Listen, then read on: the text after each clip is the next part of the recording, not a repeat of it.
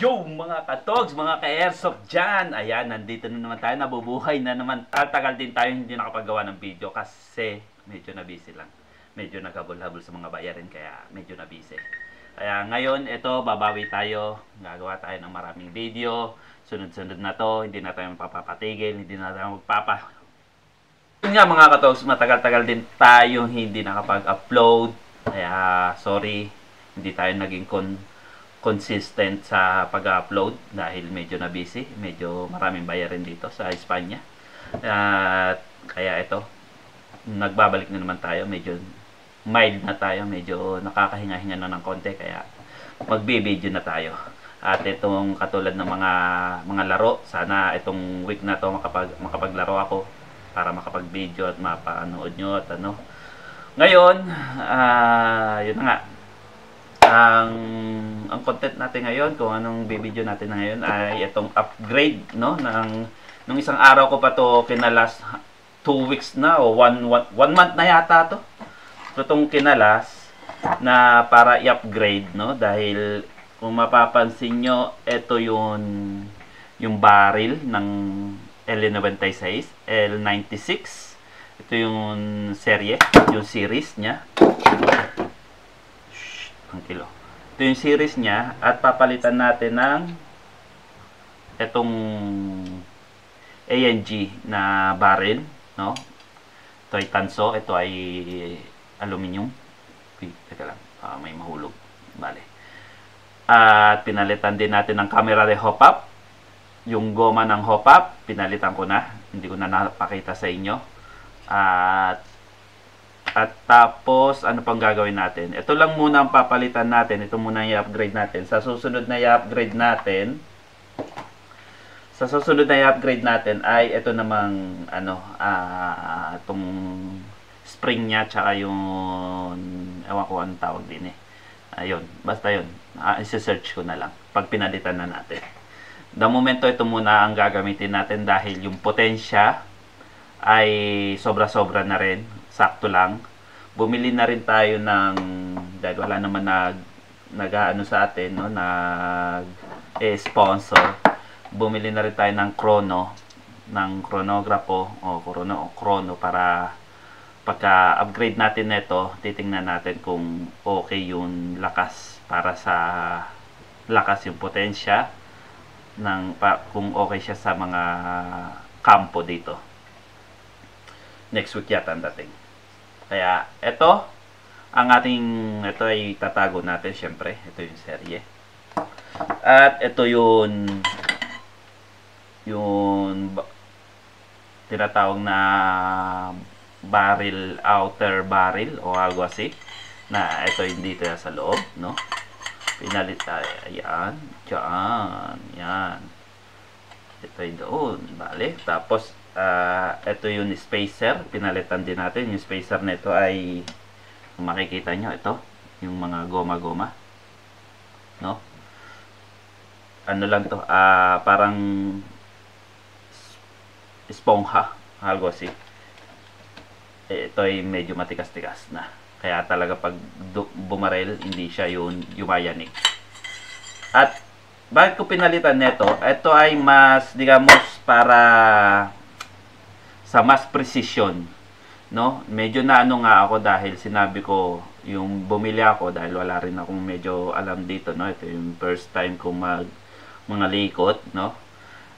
Bumili ako netong barrel na to, binili ko, sinabi ko sa tindero na para sa L96, yung size ay mga nasa 510 mm so algo asi.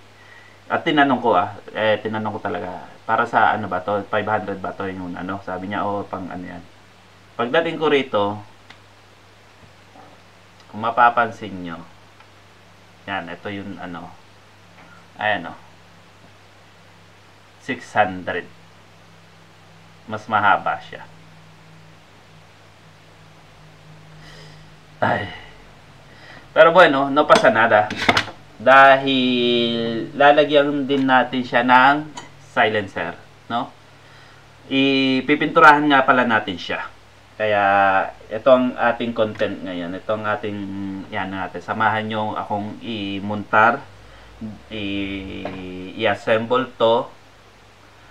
May kulang na lang dito, kulang ng spring para sa dahil lalagyan ko rin siya ng TDC. Ito yung TDC para sa pag-upgrade, no? TDC. Para saan to? Ito ay para sa pag nagre-regular ng hop-up. Kasi ang regular ng hop-up nito, kailangan nyo pa ng Allen ray, no? Ng Yabe Allen, ipapasok dito, no? Tsaka nyo i-regular. Ngayon, ilalagyan ko siya ng TDC. Itong barrel, no? Bubutasan ko, paglagay ko rito, no? Paglagay dito, ito ay pupunta rito. At dito ko na lang siya i-regular. Kung makikita niyo yan. Papakita ko na ulit. Yan. Yung paglagay ng barrel dito, ito, dito, sa taas. At dito na lang siya i-regular sa taas. Hindi ko na kailangan ng Allen na ipapasok pa rito. Dito pala. Ito pala. Yan. Kasi, teka lang. Ito pala yung dito pa. Yan. Yan. Yan. Ganyan. Ganyan siya. Ganyan ang magiging itsura niya. Tapos yun ano dito. At ano pa? Ano pang i-upgrade natin dito? Yun nga. Yung barrel, yung camera de hop-up, yung goma de hop-up, at tsaka ito na yung buo. Yung spacer, barrel spacer. No? Ito dito yan. Ayan. Tapos papasok natin sa loob, no? Para hindi pag bumarel, hindi siya yung yanig niya talagang firm. And then silencer, no? Silenciador. Ilalagay din natin. Ito dito. Ayan, makikita niyo yan. Yan, yan, yan, yan. Yan, makikita niyo. Silencer. And then, ano pa ba? Ano pa bang i-upgrade natin dito? At kulay. Kukulayan ko. Itatry ko siyang kulayan. Nakita niyo naman, all black, no? Bumili ako ng 2 tipo o 3 tipo ng kulay. Pero parang 2 lang to. Pero, parang 2 lang. 3 tipo. Isang medyo light sand, no? Tapos green na na army green na hindi pa siya masyadong Pero parang gusto ko pang bumili pa ng mas berde, ng medyo maberde pa. Tapos ito, rin din siya sand pero mas dark. Ito ay mas light, no? Pero ito na muna ang tatry natin kulayan. Una natin gagawin, pues kukulayan muna natin to. Bago natin. Dahil itong sa barrel at i-assemble na lang. Kumbaga, ipagkakabit-kabitin na lang. Tapos, ito rin, kukulayan natin. Itong outer barrel. Kukulayan din natin bago natin butasan para mas maganda, no? O, hindi ko alam kung butasan muna bago kulayan. Niisip ko para makulayan din to. Kumbaga, parang kasama niya sa bueno, butasan na muna natin mejor. Butasan na muna natin, idikit na muna natin to. Tsaka natin kulayan dahil ito tatakpak ko na lang ng papel, ng tape para hindi makulayan. Magkukulay na muna tayo mga katot. Kulayan muna natin to. Ito. At syempre ito. Kaya kailangan natin tong takpan ng maigi. Pero bago tayo magkulay, kakain muna tayo. At ako'y nagugutom na. Kaya hanggang mamaya na lang. Yun ang mga katogs. Ano ba unahin natin? Unahin na muna natin ang pagbutas siguro. Para alam natin kung saan bubutasan. At medyo mahirap-hirap, no? Para saktuhan na natin. Butasan, idikit na natin. Tsaka natin pintahan. Dahil kailangan to tapalan. O pintahan na muna natin. Ngayon ang iniisip ko kasi, dahil first time ko rin itong magalaw, Lagyan ng spring to para tulungan. Ito, dito. Lagyan ng konting spring para tumulong dun sa noob. Ngayon, natin pala dito sa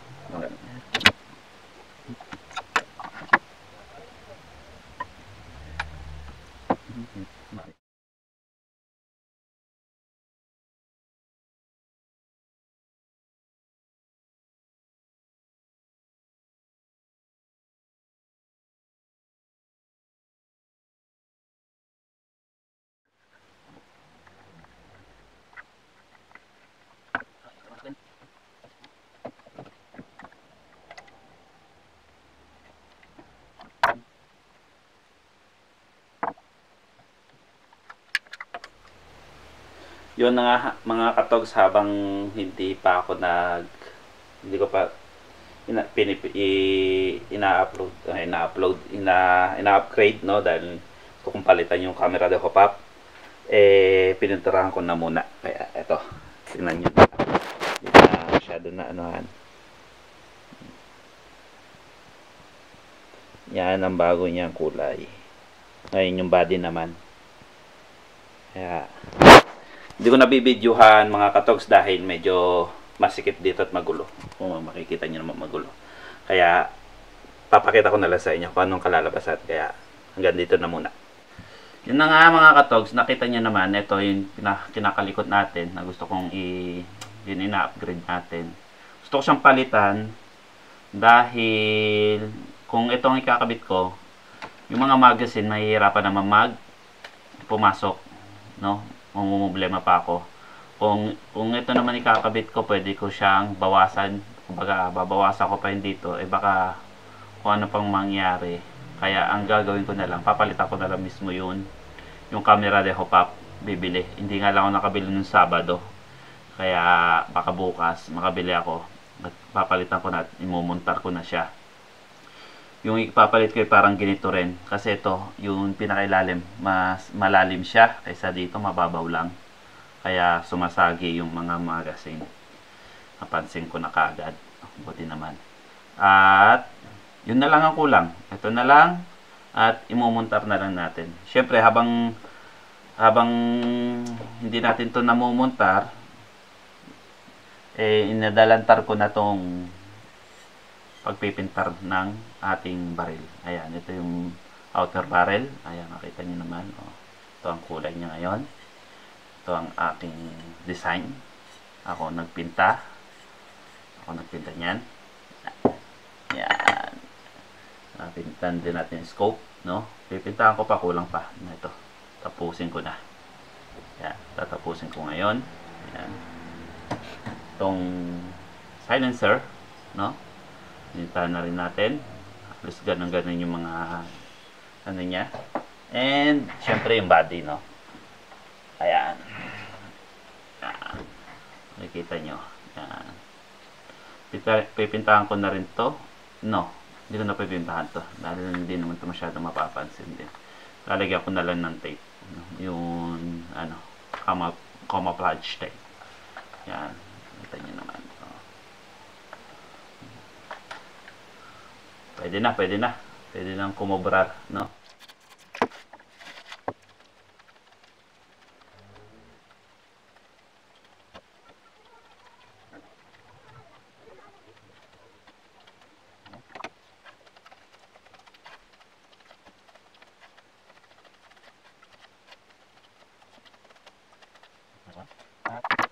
Dito,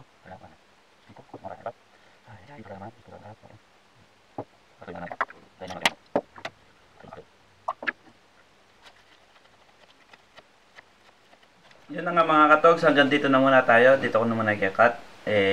Hanggang sa susunod na lang. Bumaksak na naman.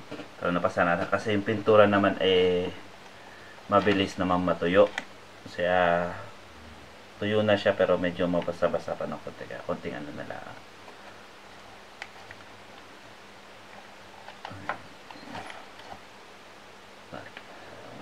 Hanggang dito na muna tayo mga katogs. Cut ko muna rito dahil wala na tayong magagawa. Napintura na natin yung pistola, yung pang rifle, tsaka wala na. Hindi naman natin mamumuntar yung ano natin, kaya sa susunod na lang. Kaya hanggang dito na lang muna tayo. Hanggang sa susunod mga katogs. Huwag niyong kalimutan paki-like and paki-share naman na itong ating video para sa mga ating susunod na video. At makagawa pa tayo ng mas maraming video about dito sa ating bagong hobby na si Airsoft, no? At samahan niyo ako. At kung mahilig kayo sa mga ganito, pues paki-share ang ating video para makadami-dami tayo ng ating review, kung ano mang ating pwedeng ma-videohan dito sa ating content. Kaya hanggang sa susunod, bye-bye you.